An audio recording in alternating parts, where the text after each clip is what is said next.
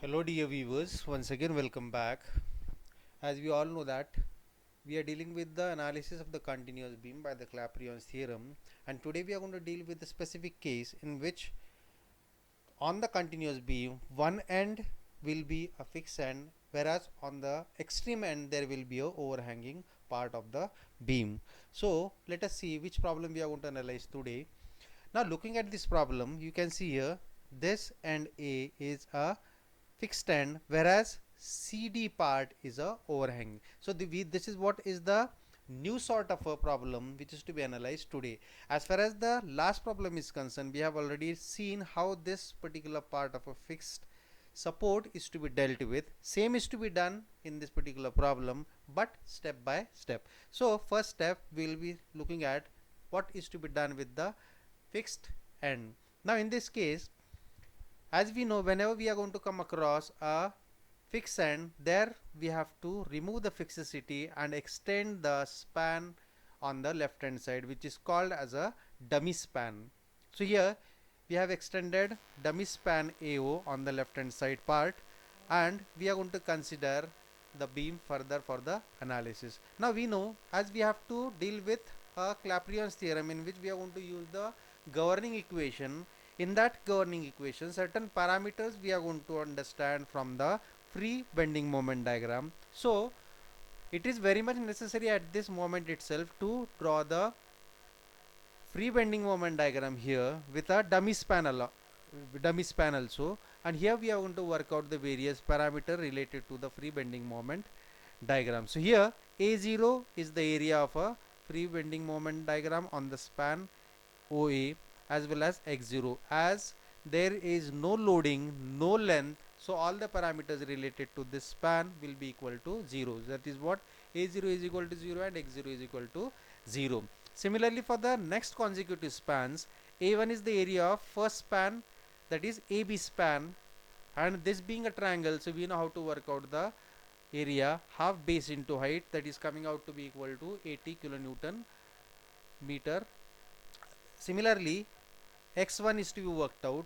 This x1 is worked out either from A or either from B. So usually it is been worked out from the center of the span under consideration. Now right now we are dealing with the span OAB. So there x1 will be here. X1 is equal to 2. Similarly, the another span which is required in the next part of the application of Clapeyron's theorem. So right now we have worked out the A0, A1 and A2 value along with the values of CGs of the free bending moment diagram. Now next thing is to be apply the three moment theorem. So as we are dealing with the first span OAB, so we will apply the governing equation to this. We will substitute all the essential parameter of the governing equation like L0, L1, A0, X0, A1 and X1. So we are going to substitute all these values. Now in this particular case, we have already known that whenever we are dealing with the extreme supports which are what? Simply supported, there the bending moment has to be equal to 0. So here in this case M0 is equal to 0. So putting all these various values worked out earlier in this governing equation of Clapeyron's theorem, you will be having the simplified form. So M0 is equal to 0. So first term is 0. So 2MA, L0 is 0 plus L1 is equal to 4 plus MB into L1. So we have worked out the left hand part. Similarly, put the value for the right hand side of this equation. So after simplifying, we are going to come across the very first equation, 8MA plus 4MB is equal to 240.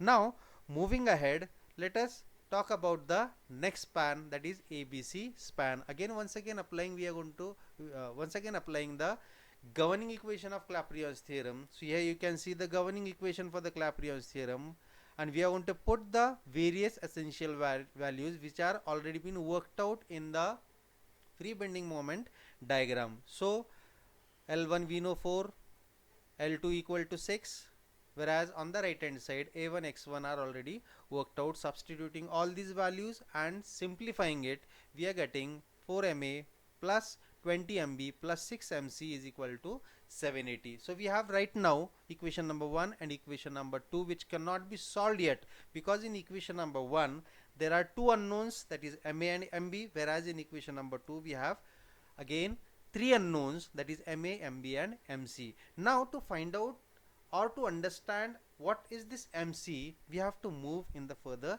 direction, in which we are going to work out the value of MC from where? From the part where there is a overhang. So I have considered BCD span. About point C there is a overhanging part of the beam. So here what we did, we have drawn a isolated beam for BC and CD. So here you can see this is forming a clockwise moment, so the resisting couple will be MC, which is anti-clockwise.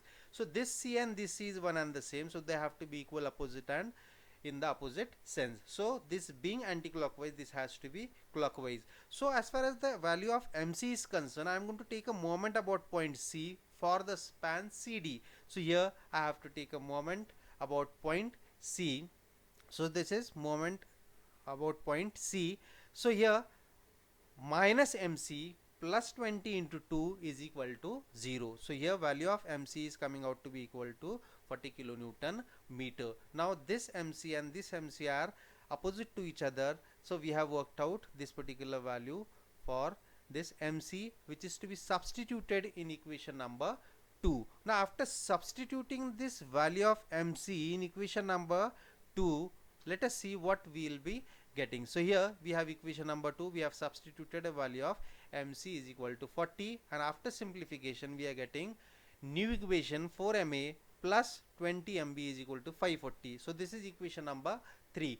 Now simply by solving equation number 1 and equation number 3, where there are only two unknowns, MA MB and MA MB, so after solving this we are getting a value of MA and MB is equal to 18.33 kilonewton meter and 23.33 kilonewton meter. So this is how we have worked out the value of the fixed moments of the beam. Now moving ahead, we know what is to be done. We have to draw all the free bending moment diagram and we have to superimpose the free bending moment diagram. So let us see one by one. So this is the free bending moment diagram for the span AB and BC.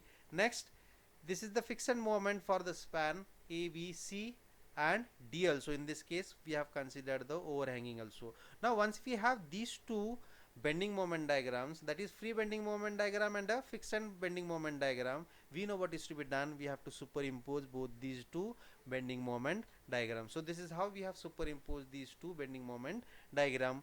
As usual, again this line of a fixed moment diagram is going to act as a neutral axis. Below that all the value of bending moment will be negative, and above that there will be a positive bending moment. And as far as the resultant is concerned, resultant is to be worked out here. So this value minus this value will be giving you the resultant bending moment at this particular point. Similarly, finding out the resultant bending moment at this point, so this 45 minus the value of fixed moment about this point will give you the resultant bending moment at this particular point. So this is how we have to analyze the problem whenever we are going to come across a fixed and along with the overhanging part. So overhanging part is to be dealt in a separate way, and the fixed moment about that overhang is to be found out, and that value is to be substituted into the Clapeyron's moment simplified equation. So this is how we have to analyze this sort of a beam. Rest of the procedure is one and the same. So in the next class we shall be dealing with one of the important article in which is dealing with the again continuous beam, but in this case one of the support is going to sink, or there will be a difference in the level of the support. So this problem we shall be seeing in the next video lecture. By that time, have a nice time. Thank you very much.